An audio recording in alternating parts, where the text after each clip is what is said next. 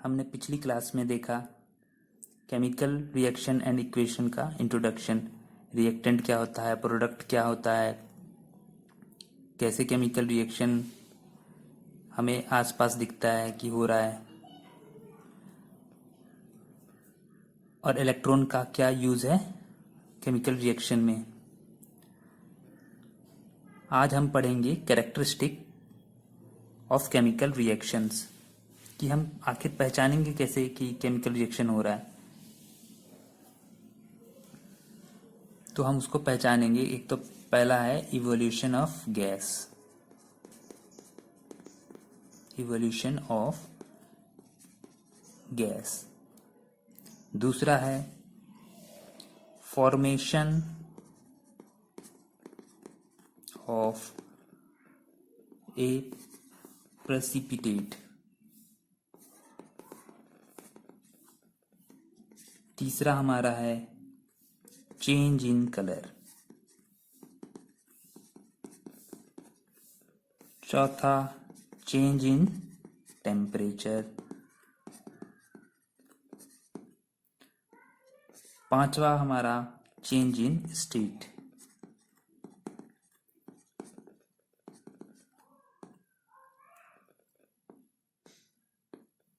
तो इन तरीकों से हम पहचानेंगे कि किसी प्रोसेस में केमिकल रिएक्शन हो रहा है।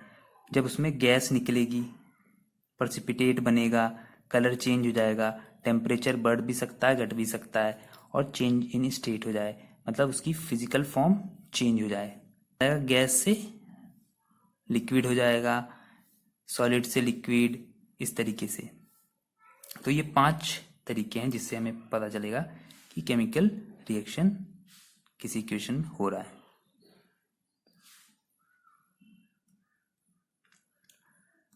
तो पहला देख लेते हैं chemical reaction when evolution of gas take place.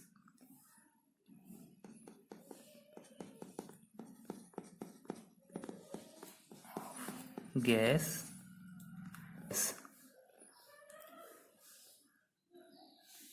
तो इसमें क्या होगा, केमिकल रिएक्शन में गैस निकलेगा।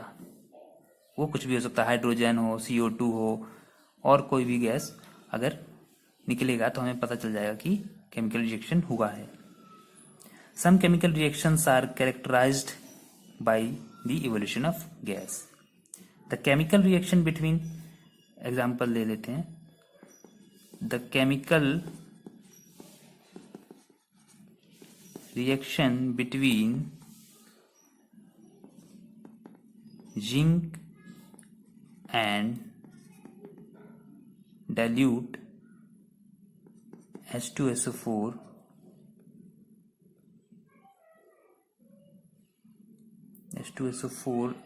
ये H2SO4 एसिड है। तो इसको जब रिएक्ट कराएंगे Zn प्लस H2SO4 से,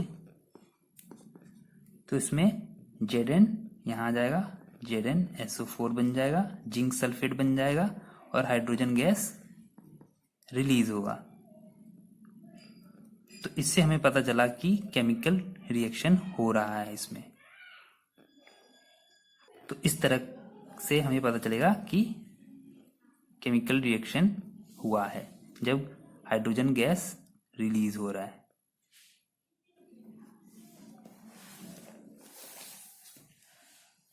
एक और एग्जांपल देख लेते हैं। सोडियम कार्बोनेट Na2CO3 को HCl से रिएक्ट कराते हैं तो हमें NaCl मिलता है, sodium chloride, plus gas release होती है कार्बन डाइऑक्साइड और वाटर मिलता है। तो ये जो गैस रिलीज हुई, इससे हमें पता चला कि केमिकल रिएक्शन हुआ है ना।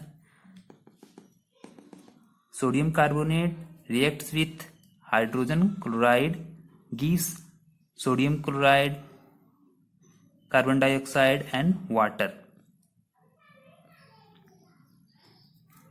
तो इस तरीके से हम पहचानेंगे कि केमिकल रिएक्शन हुआ है जब गैस निकलेगा। इसमें हाइड्रोजन निकला, इसमें कार्बन डाइऑक्साइड। तो हमने देख लिया इवोल्यूशन ऑफ गैस। इसमें एक एग्जाम्पल छूट गया था। Na2CO3 plus HCl gives NaCl plus CO2 plus H2O। ये सोडियम कार्बोनेट को HCl से करा रहे हैं रिएक्ट, तो NaCl बन रहा है और गैस रिलीज हो रही है CO2। यहाँ हाइड्रोजन हो रहा था, यहाँ CO2। अब आता है हमारा दूसरा पॉइंट, फॉर्मेशन ऑफ ए पर्सिपिटेट। तो पर्सिपिटेट क्या होता है? ये सॉलिड प्रोडक्ट होता है जिस किसी सोल्यूशन में ये सेपरेट हो जाता है केमिकल रिएक्शन के दौरान, उसी को पर्सिपिटेट बोलते हैं। Some chemical reactions are characterised by formation of precipitate. Example देख लेते हैं, आइए देखते हैं एग्जाम्पल। तो इसमें एग्जाम्पल होगा हमारा कि केमिकल रिएक्शन करा रहे हम पोटेशियम आयोडाइड का लेड नाइट्रेट के साथ। पोटेशियम ये है, आयोडीन ये होता है, तो इसको हमारे पोटेशियम आयोडाइड बोलते हैं। ये लेड है, ये नाइट्रेट लेड नाइट्रेट क्या देगा कि NO3 प्लस PbI।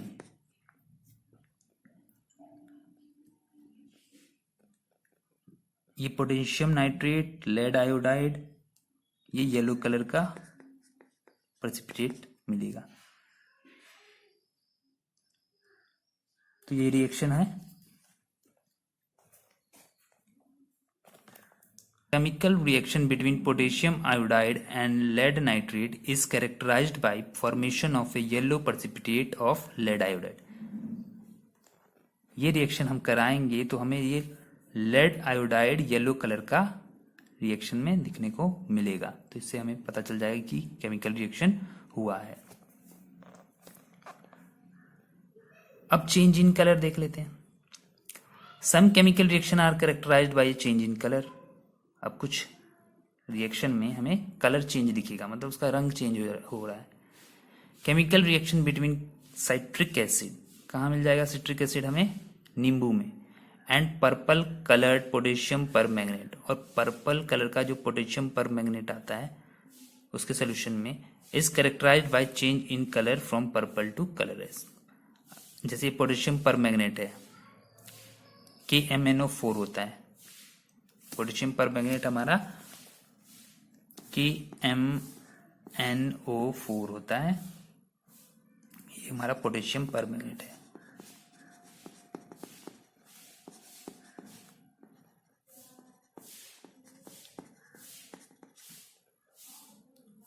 इसमें हम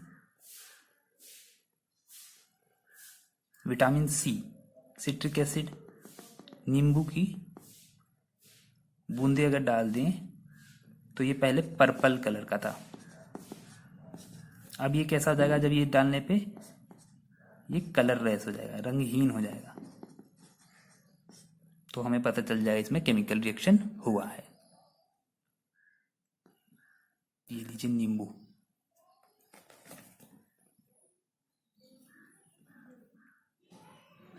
अब आता है हमारा अगला, चेंज इन टेम्परेचर। कुछ केमिकल रिएक्शन हमारा पता चलता है जब उसमें टेम्परेचर चेंज हो जाता है। टेम्परेचर इंक्रीज भी हो सकता है, डिक्रीज भी हो सकता है। जैसे एग्जांपल देखते हैं, जब हम रिएक्शन कराएंगे क्विक लाइम का CaO का H2O के साथ, तो ये हमें देगा कैल्शियम हाइड्रोक्साइड प्लस हीट। इसमें क्या हो रहा है? हीट रिलीज हो रही है, हीट रिलीज हो रही है। तो जिस प्रोसेस में, जिस केमिकल रिएक्शन में हीट रिलीज होती है उसे हम एक्सोथर्मिक रिएक्शन बोलते हैं। तो इसमें क्या होगा? जब हमने रिएक्ट कराया क्विक लाइम को यानी कैल्शियम ऑक्साइड को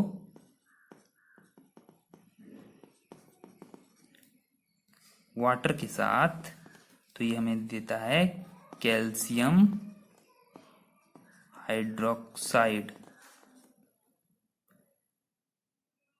और इसको दूसरा नाम इसका सेलेक्ट लाइम है, और इसका लिख लीजिए लाइम या क्विक लाइम।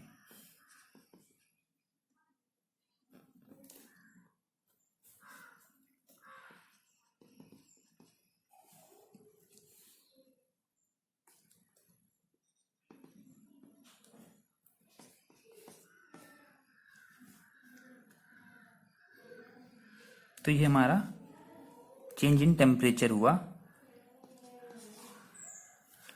इसमें हीट रिलीज होती है। अब देख लेते हैं दूसरा, अब देख लेते हैं चेंज इन टेम्परेचर में दूसरा पॉइंट, जब एंडोथर्मिक रिएक्शन होगा, यानी हीट को एब्जॉर्ब किया जाएगा।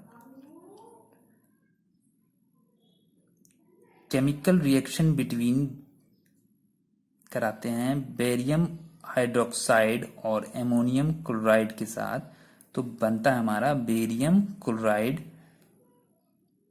एमोनिया और water, BaOH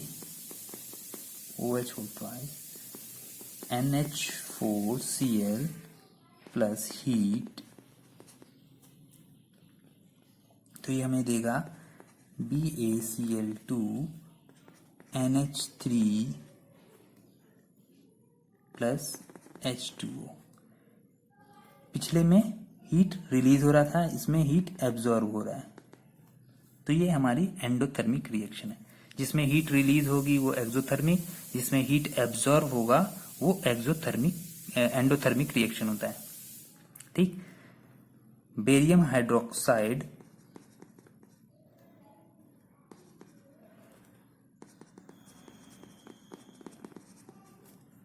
ammonium chloride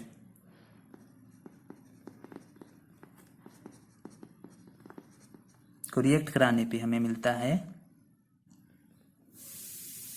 barium chloride और एमोनिया।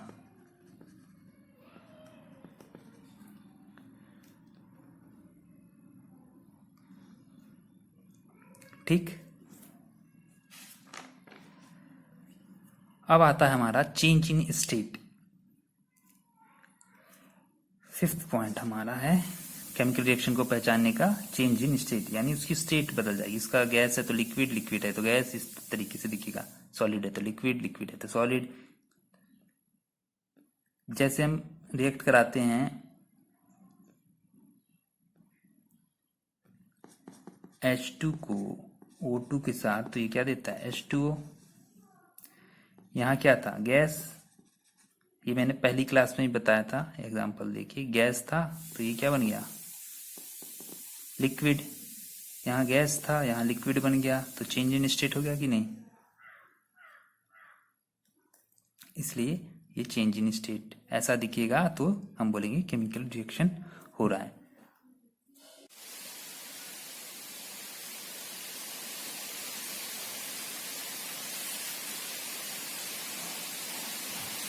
तो ये हमने सब देख लिया, एंडोथर्मिक देख लिया, एक्सोथर्मिक देख लिया, रिएक्शन देख ली, चेंज इन स्टेट में देख लिया, chemical reaction are characterised in, जब चेंज होता है state. Combustion of reaction of candle wax is characterised by a change in state from solid to liquid होगा, लिक्विड से गैस। और एक ये दूसरा एग्जांपल देखा था, H2 को O2 से कराया था गैस, तो H2O बना था। अब कल हम पढ़ेंगे केमिकल इक्वेशन।